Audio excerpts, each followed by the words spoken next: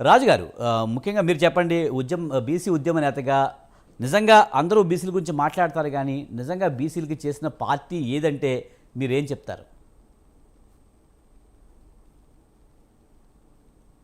రాజుగారు.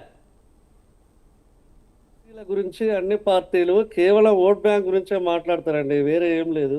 ఉమ్, ఇప్పుడు ఇందాక నరేష్ గారు చెప్పారు, బీసీలకు మేము మంత్రి పదవులు ఇచ్చినాము, ఎమ్మెల్యే పోస్టులు ఇచ్చినాము, ఎమ్మెల్యే టికెట్లు ఇచ్చినాము, మా ఎమ్మెల్యేలు గెలిచిర్రు అని.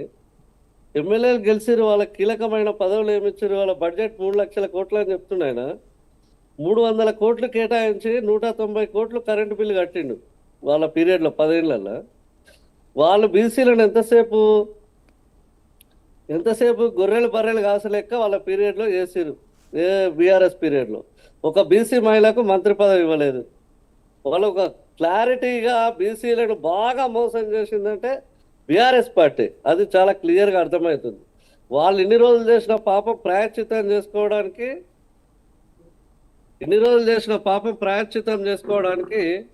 వాళ్ళు ఇప్పుడు కవిత రూపంలో బీసీల వాయిస్ వినిపిస్తున్నారు. రైట్. ఇక బీజేపీ అంటారా? రైట్. బీజేపీ మండల కమిషన్ అప్పటి నుంచి మొదలుకుంటే ఇప్పటిదాకా బీసీలను మోసం చేసుకుంటూనే వస్తుంది. ఉమ్, ఆ మండల కమిషన్ అప్పుడు విపి సింగ్ అమలు చేసినప్పుడు గవర్నమెంట్ పడగొట్టింది. తర్వాత ఈడబ్ల్యూఎస్ రిజర్వేషన్లు వారం రోజులలో తెచ్చుకున్నది. తెలంగాణకు సంబంధించి 42% రిజర్వేషన్ల విషయంలో ఉలుకు లేదు పలుకు లేదు. 2 కేంద్ర మంత్రులు ఉన్నారంటారు, మన రాష్ట్రంలో 8 మంది ఎంపీలు ఉన్నారంటారు. వాళ్ళు బీసీల గురించి మాట్లాడొచ్చు కదా, పోయి మనకి 42% రిజర్వేషన్ల మీద బిల్ పాస్ చేపిద్దామని. వాళ్ళు ఎందుకు మాట్లాడడం లేదు? వీళ్ళు టికెట్లు ఇవ్వాలి కానీ మళ్ళీ వాళ్ళు బీసీల గురించి మాట్లాడద్దు. ఉమ్, అధికారంలో ఉన్న రోజులు బీసీ టీఆర్ఎస్ ఎమ్మెల్యేలు మాట్లాడలే. ఇప్పుడు కేంద్ర ప్రభుత్వంలో బీసీ ఎంపీలు ఉన్న రోజులు వాళ్ళు బీసీల గురించి మాట్లాడరు. ఇంకా అవసరమైతే కులగండని కూడా అవసరం లేదని ఒక బీసీ ఎంపీ మాట్లాడిండు. సరే, బీజేపీ యూటర్న్ తీసుకొని కులగండలో డిక్లేర్ చేసింది అనుకోండి, చేస్తామని.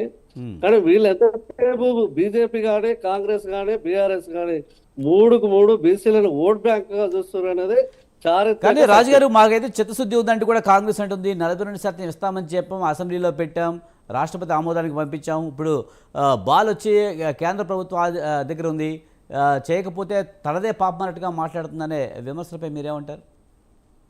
వాస్తవమే, కాంగ్రెస్ పార్టీ వాళ్ళు బిల్లు తీసుకొచ్చారు. వాస్తవమే, ఒక మంచి హిస్టారికల్ స్టెప్ వేసారు. వాళ్ళు వేసిన స్టెప్కు రాష్ట్రంలోని అన్ని రాజకీయ పార్టీలు కూడా మద్దతు ప్రకటించిన బిల్లు కేంద్రానికి పంపించినప్పుడు కేంద్రం ఇనిషియేట్ తీసుకోవాలి కదా. కేంద్రం ఇనిషియేట్ తీసుకోలేదు. ఎట్ ది సేమ్ టైం వీళ్ళు కేంద్రానికి పంపించి చేతులు దులుపుకుంటే ఎట్లా?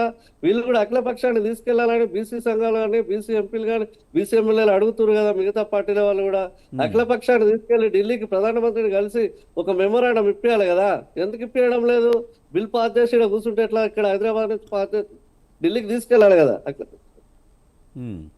రైట్. గౌరీ